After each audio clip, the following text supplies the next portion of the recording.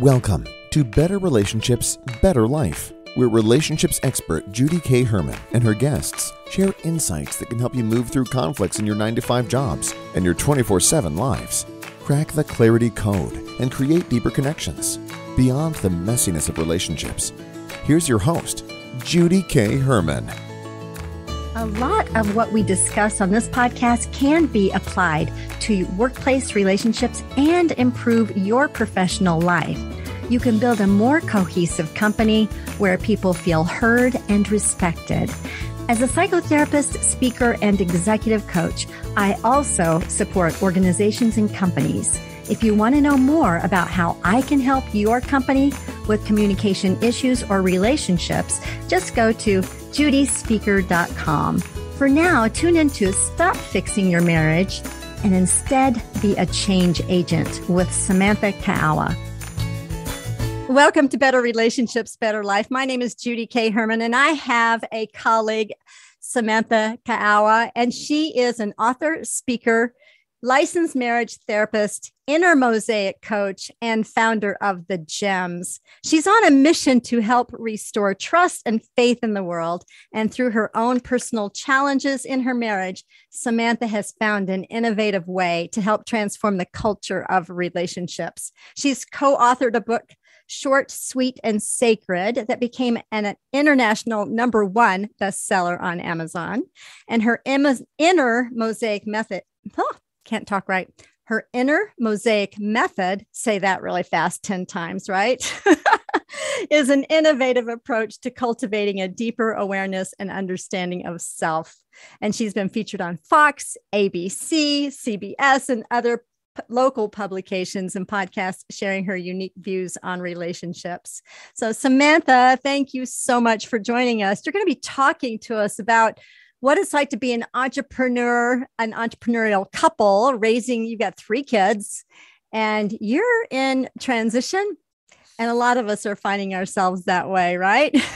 Yes. Oh, thank you. And I'm just going to pre-apologize. You might hear some animals in the background, but this is life, right? This is life. It is we're showing up as we are. I would rather show that part of life anyway. You know, right. We're imperfect people, and it's okay if animals show up on our program. Yeah, and this is what working from home looks like. This is what entrepreneurial life looks like. It's not all in the studio where soundproof is possible. So, absolutely. Yes. Thank you for having me, Judy. I'm so grateful and honored to be here. Well, I'm honored to reconnect. So just for folks to know, Samantha and I connected through a mastermind group and a high-end coaching program, and we have learned so much. We keep growing and evolving ourselves, but I think it's been quite a divine invitation, actually, Samantha, to meet you because you have so much wisdom. I have been so inspired by the things that you've shared, even in the group when, we've been meeting on a weekly basis. So share with folks who you are and what is your passion? Thank you. Yeah. So I feel like you summed it up so beautifully. But yes, I'm Samantha. I'm from Hawaii, Honolulu, Hawaii, born and raised here. But when it comes to my passion, I was only about 6 months old when my parents split up. So they separated and then eventually got divorced. And so the only life I knew was of being a child of divorced parents. Mm-hmm. And so I swore to myself at a really young age that I would never get divorced. I would never do that to my children.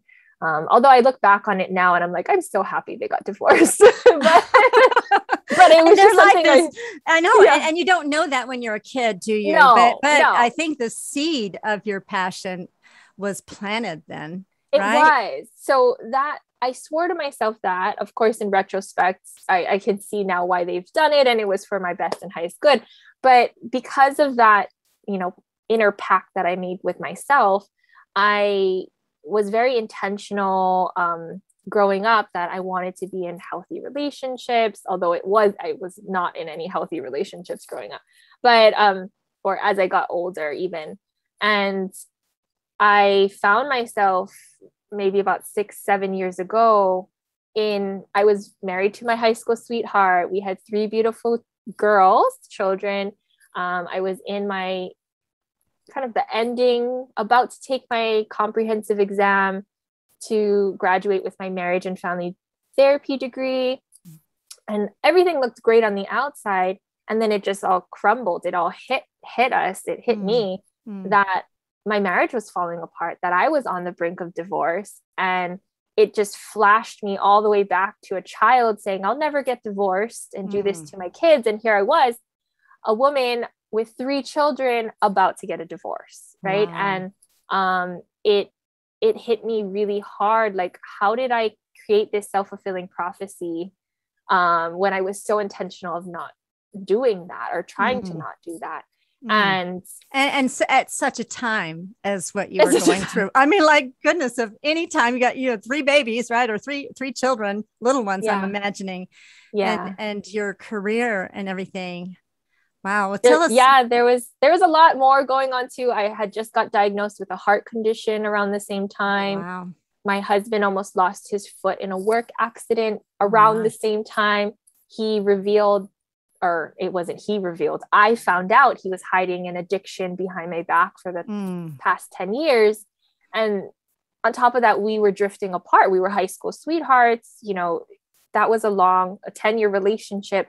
So we were only children when we got together and had our first daughter right out of high school. So yeah, we were in the thick of it, and I didn't know what was up, down, left, or right anymore. I didn't know who I was. I didn't know what I wanted. I didn't know what it meant to be a wife, a mother. I was just so lost and confused. And so, going back to your original question, like, what's your passion? And from that dark night of my soul, I was able to really go inward and figure out how to transform my life and transform my relationship by transforming me.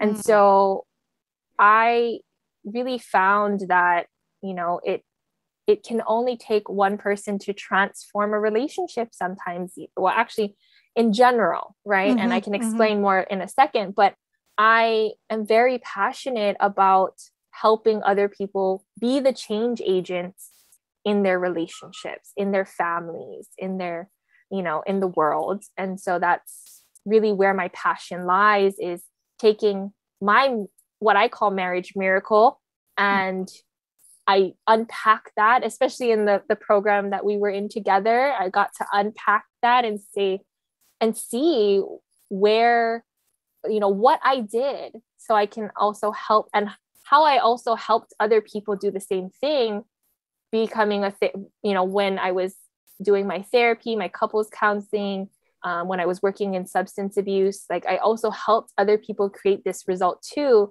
And I was doing it as an unconscious competent at that point, meaning I didn't know what formula I was operating from, but more recently I was able to formulate that and put that into a proprietary methodology. And that's been my passion. Well, I have a whole lot of questions, and that's amazing how your darkest times in life can be so invitations for transformation. And so many people do get stuck in that darkness. So here you were, you knew a lot, you were getting your degree and all, jumping through all the hoops to become licensed and so on, right? So when you say that you decided to go into yourself, I'm assuming you had somebody to guide you to do that. How did you decide that? Like, did you and your husband get marriage counseling? Can you tell us about what that healing journey looked like for you? Yeah. And yes, I love how your book is called Beyond Messy Relationships, because man, was it messy. Yeah. And wasn't a straight line. That's so true. And that was one of the things in my book, Samantha, that I wanted people to realize, it's normal to have messiness in your relationships. We don't want to be stuck there, and we want to get beyond them, but there is life beyond that. But it is, I think, pretty universal. If you're trying to do life with another human being, there's going to be some messiness, right? Oh yeah. Yeah. And even just the self-discovery journey was messy in and of itself too. So yeah, but yeah, so the first realization that I had was I didn't know what my spiritual truths were. So I didn't know if I wanted a relationship with God. I didn't know if I believed in God at that point. I didn't have something greater than myself to believe in or to guide me. And I felt really lost. So I dove into, first I dove into kind of like the skincare, self-care community. And I started to take care of myself from the outside in, is what I said. And then I had the courage enough to dive into the spiritual community, and I went into the metaphysical world. And I did see a couple of psychics at that point because I was just so lost and confused and wanted some form of guidance. I was already going to therapy at that point because it was something that I did throughout grad school. And I found it to be something that was always important to be in is therapy. Especially if you're in this field, right? Especially if we're in this field. I'm like, I can't be a therapist and not go to therapy. Oh my goodness. Yeah, definitely. But there are many that don't. Yes. Yeah. So I did have a guide there, but I think more importantly, I was searching for some kind of a guide in the spiritual realm. And I eventually found many mentors and guides along the journey. I think if we reference a hero's journey, just that embarking, on that journey, once you answer the call to adventure, the mentors and your teachers do show up. So as soon as I said, yes, this is what I would love to learn more about and discover, many of my mentors began to appear in my life. So I don't want to say it was just one person. There were many, and it was just being open to new possibilities, staying open to any interesting, intriguing, like I just went down every rabbit hole at that point, so that I could find my place in the world. Yeah. I want to hold this, Samantha, because so when couples are having darkness in their lives, and whether that's the discovery of an addiction, whether that's a deep betrayal, and one person chooses to basically step out on a limb, because so many people, they need to, be with their spouse and go to therapy, or they won't go to therapy unless they have their spouse with them. And what was at stake for you? Because I'm hearing you decided to move forward.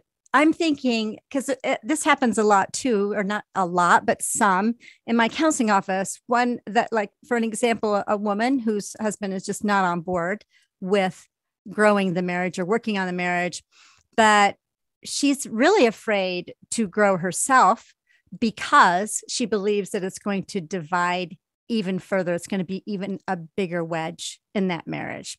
So speak to that, if you would. Yeah. And I love that you brought that up, because it is something that I speak to a lot, because it is a fear. It is a very common fear. What I decided, so the decision that I made in that moment, and we learn in our, through our common coach, like it's about the power of decision. And the decision that I made, I think that was super powerful, was I'm not going to leave this marriage until I'm a whole person. Okay. That's a really huge piece right there, because so many people want to get out of their pain, out of the relationship first, and then work on themselves. But you made a decision that I'm going to stay in this and I'm going to work on myself come hell or high water. I'm thinking you must have had some kind of determination going on there. Yes. Well, and I wanted to work on myself and be a whole person, because I said, heck, if this marriage ends, I want to be ready for the next relationship and be whole and not be broken trying to figure out myself in the next one. Like, I want to fix it all here. Like, I want to lay it all on the line, get it all out, hash it all out, whatever, here in this relationship that I dedicated the last 10 years of my life to. I want to know that I left doing everything I could, but I also want to know that if we do come to this, what I call a completion of a marriage or an amicable ending, I know that I'm walking away this whole and beautiful person. And so, yeah, that was the goal. that is so many people think backwards with what you just said, because it's all about the other person, or they take the role of victim.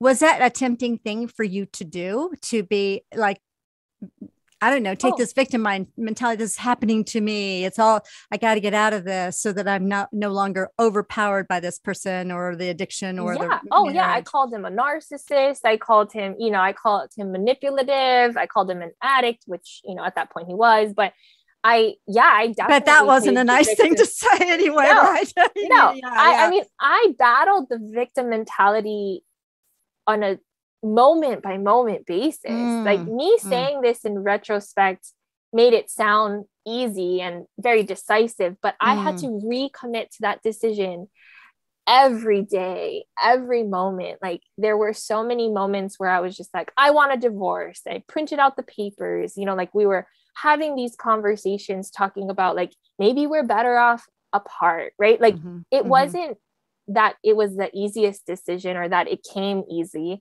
It was something that I had to recommit to myself and remind myself, like, what did you want from this marriage? And I want to leave a whole person. I want my daughters to see me, as a whole person leaving this marriage, in health, not in suffering, not in pain, not anybody being a bad guy and one good, one bad parent. I want them to see both of us leaving amicably if that ended up being the case.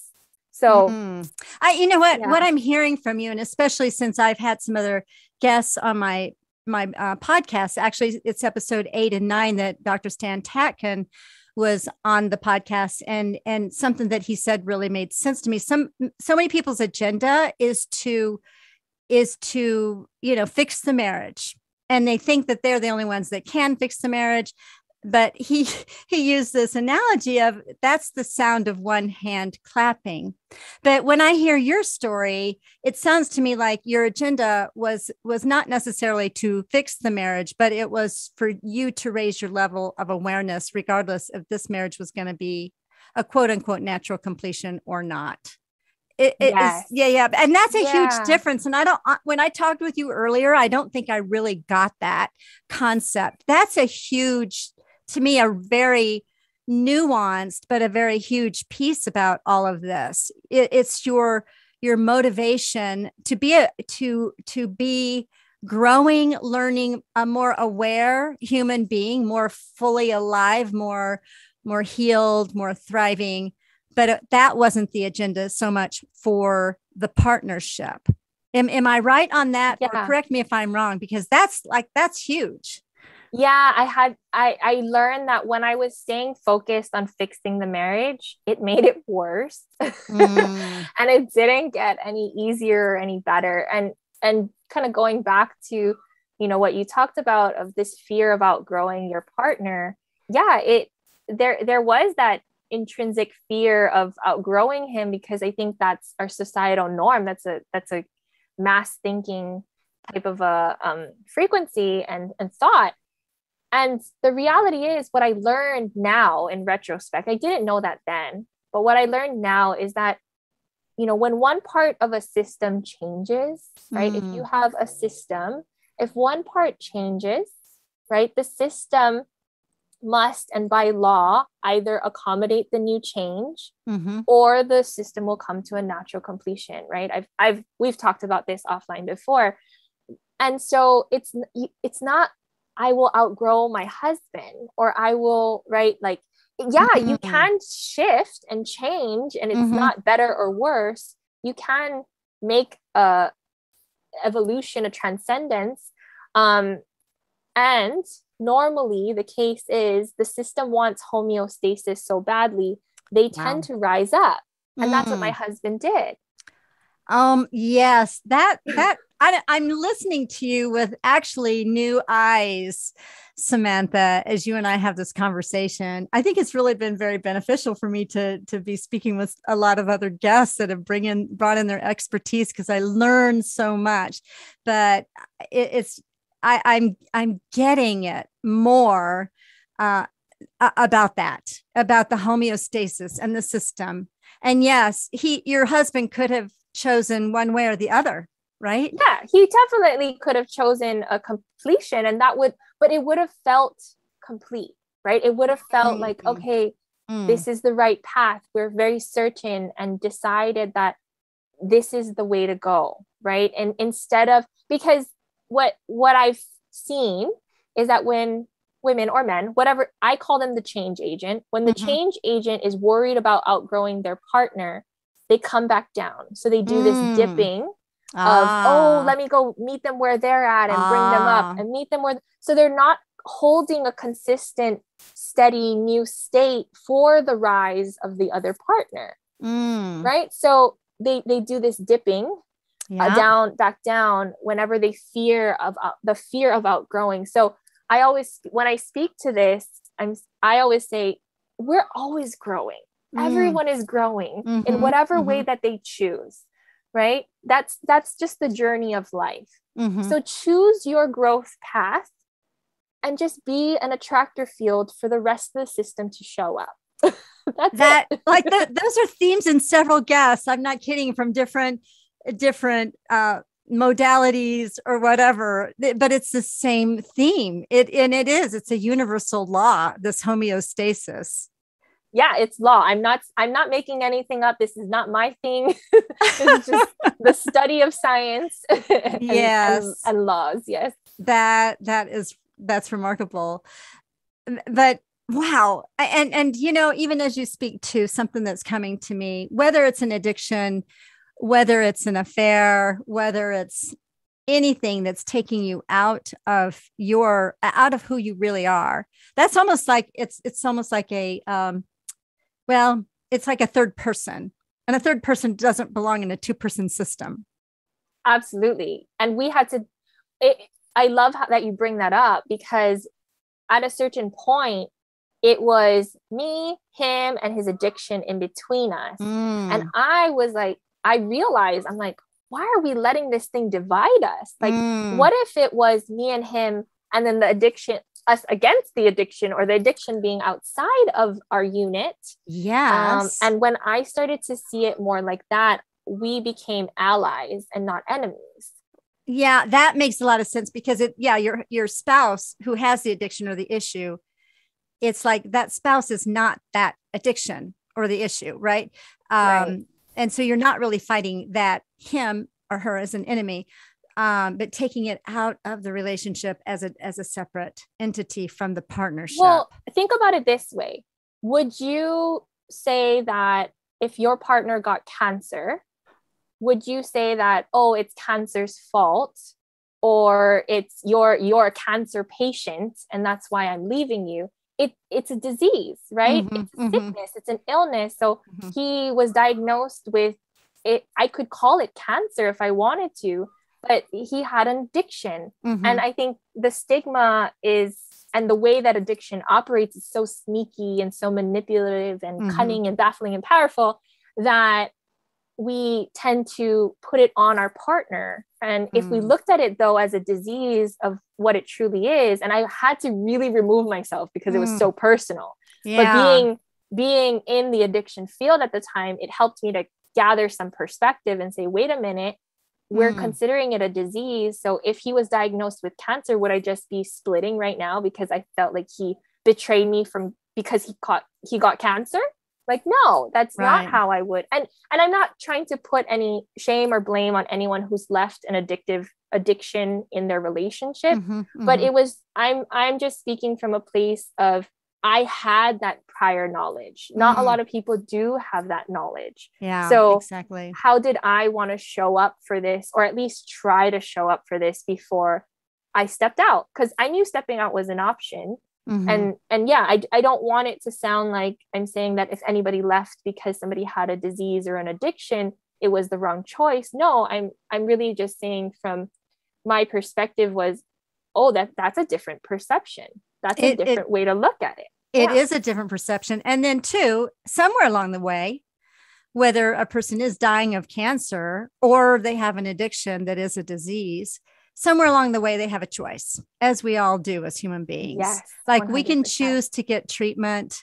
We can choose to, use whatever medication or chemotherapy or whatever we can choose.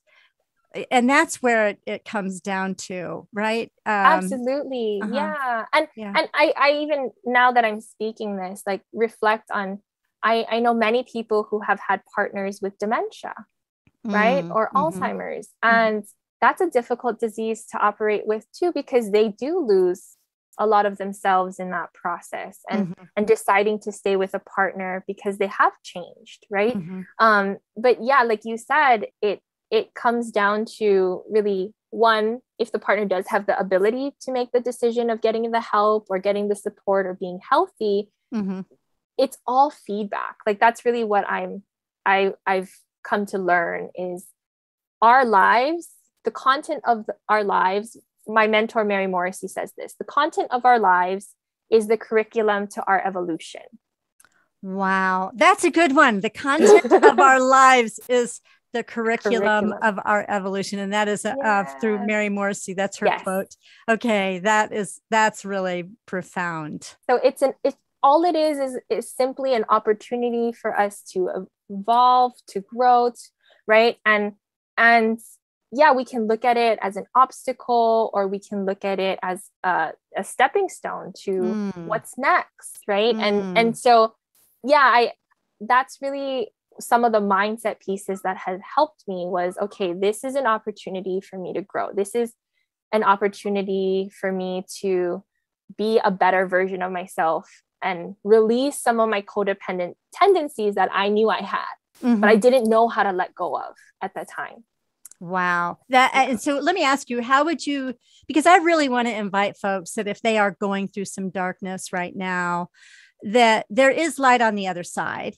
I would like for you, Samantha, to speak to your marriage before, because you were together for 10 years and having 3 babies, 3 children, to where you are right now, having gone through that transformation. How would you even compare how the relationship, those 2 relationships? Basically. Yeah, it's night and day for sure. Okay. We're actually celebrating our 10-year wedding anniversary this year.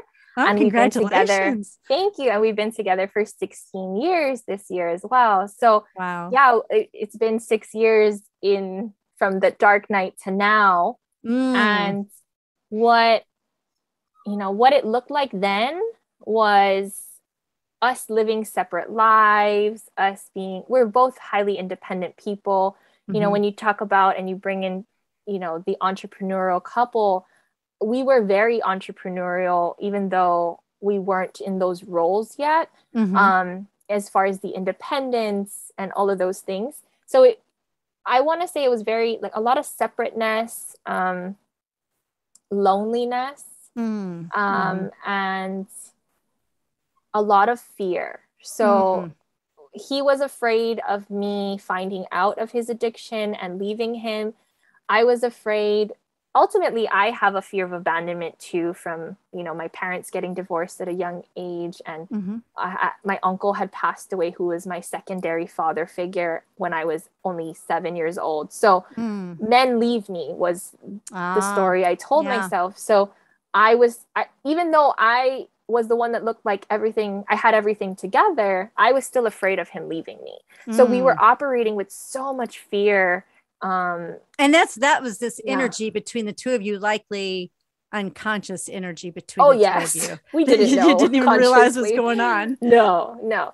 But you could tell looking back, right, that we were just so scared to be ourselves. We were so scared to be authentic. And the beauty of the journey that we've been on, and the gift that the awareness of his addiction gave us, the feeling of betrayal, the accident that he had, my heart condition, all the things that led up to where we are today was such a gift and such a blessing, because we got to find our authentic selves. Wow. That is just a shift in that perspective. Makes all the difference in the world. So give us some adjectives or describe your marriage now. Yeah. In reference to that being like the frame. Yeah, we are co-creating. It's definitely partnership. friendship, fun, laughter. We joke around a lot. We laugh a lot. We dream a lot. Oh my gosh, we have these moments, and it's not even planned, but it's just these random moments where we're off in a dream and we just add on to one another.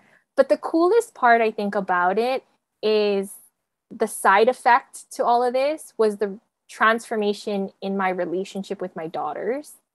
Wow. Say more about that. Yes. Yeah, because my oldest one at the time, so she's 15 now, right? So she was like 8 or 9 years old when all of this was happening. And she was scared to speak up. She, was afraid to be herself. She was scared to let me down or let any of us down.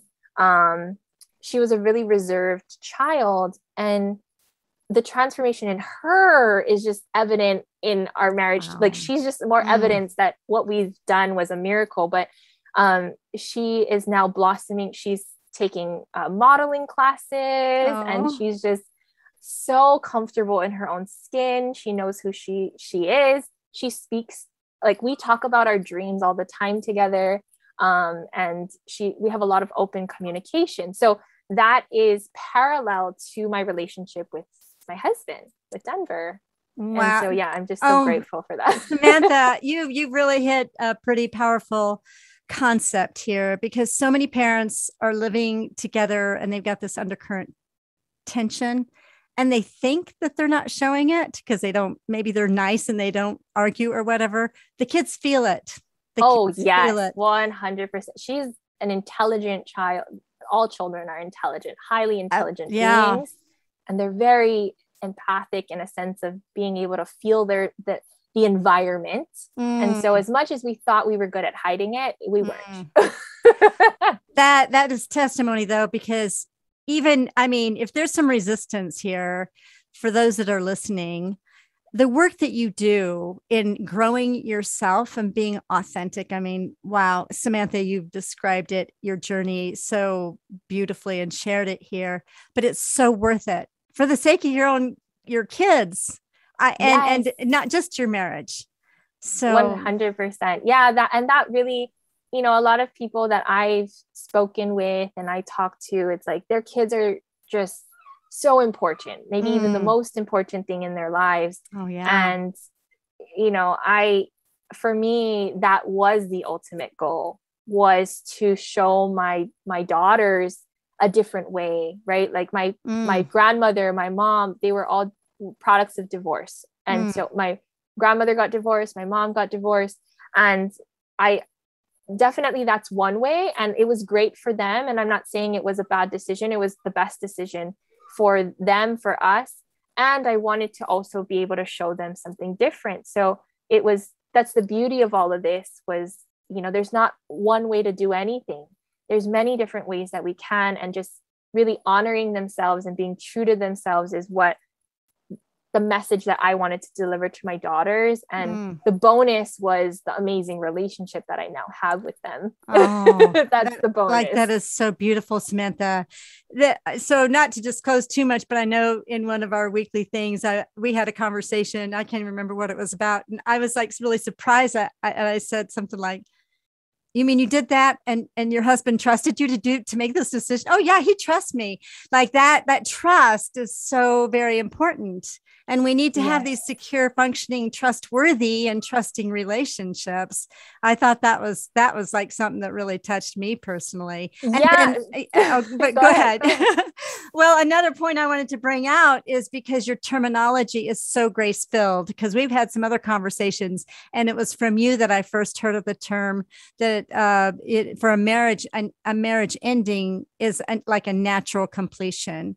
So I don't know who might be listening today, and maybe their marriage, maybe they have done everything and maybe they've grown, or maybe but you don't have to beat yourself up with a D word, right? You can say this was a successful marriage and it was a natural completion. There is life after that.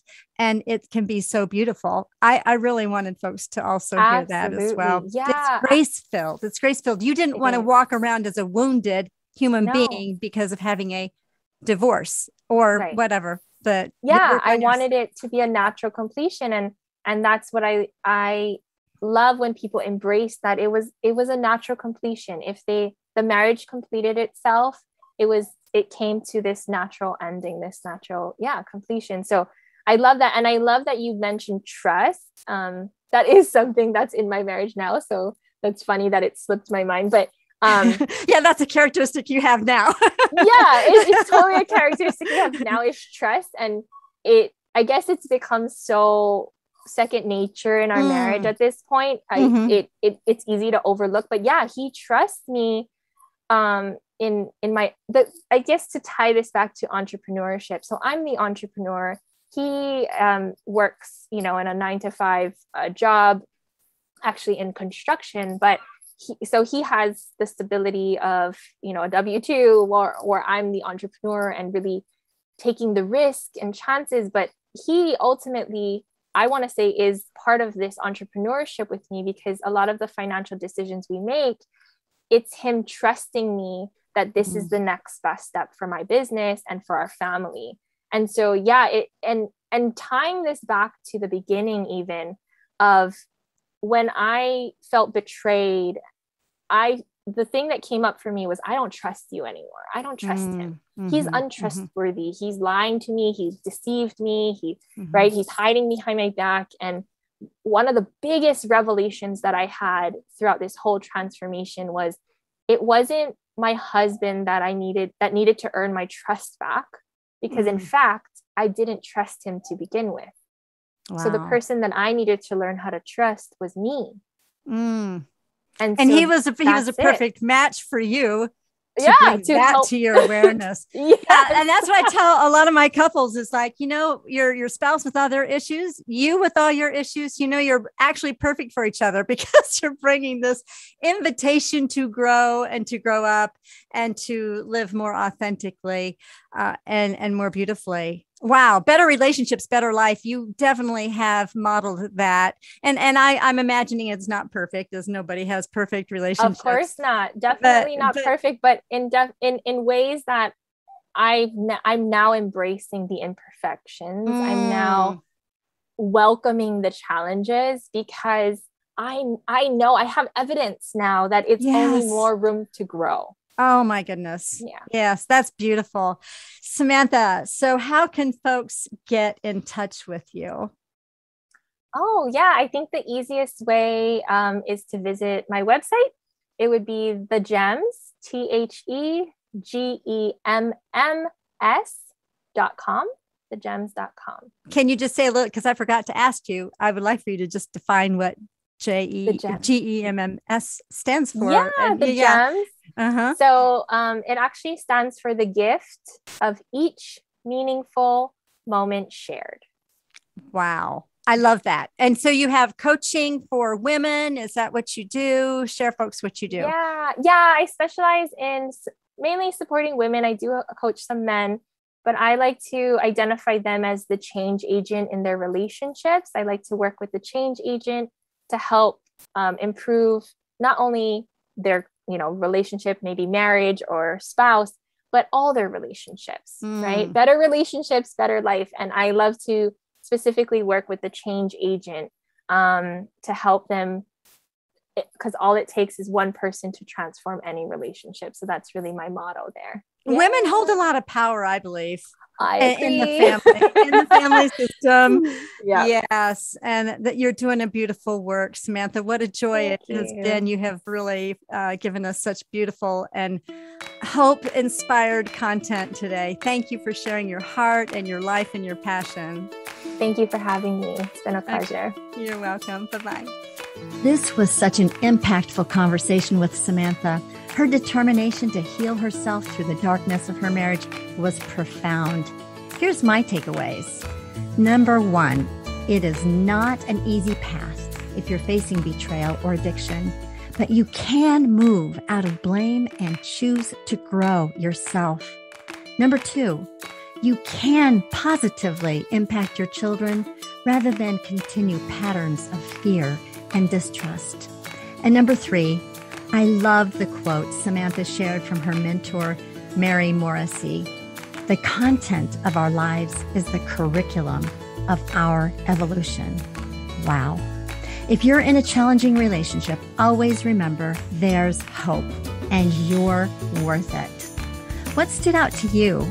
Share your takeaways by going to betterrelationshipsbetterlife.com. Next week, we'll talk with my colleague, Dr. Dana McNeil, in Changing the Stigma of Couples Therapy, the Gottman Method. Until then, feel free to share, subscribe, rate, and comment. See you next time for Better Relationships, Better Life.